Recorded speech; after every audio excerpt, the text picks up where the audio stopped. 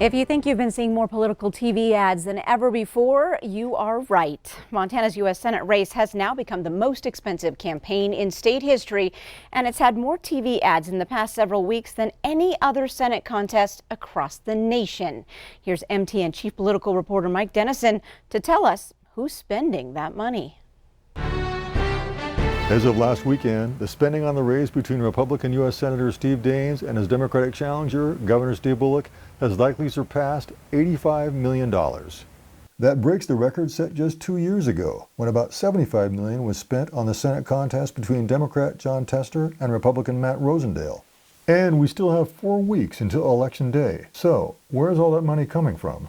We have at least $55 million spent by more than 2 dozen outside groups, which are political party groups, ideological groups, or lobbies that support or oppose one of the candidates.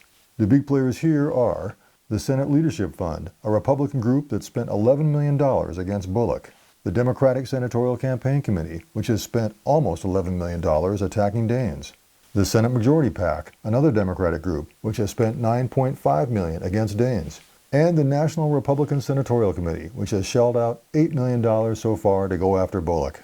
Other big spenders include the LCV Victory Fund, a conservation group supporting Bullock, and Americans for Prosperity, a conservative free market group supporting Daines. And they don't just buy TV ads. They also pay for mailers, radio ads, digital ads, text messaging of voters, and door-to-door canvassing. Some dark money groups that don't publicly detail their spending also have spent a few $1 million on the race as well. Then we have the candidates' campaigns themselves. They had spent a combined $9.5 million by June 30th. But since then, they've likely spent somewhere between $10 and $20 million more. Next week, they'll report the details for the past 3 months.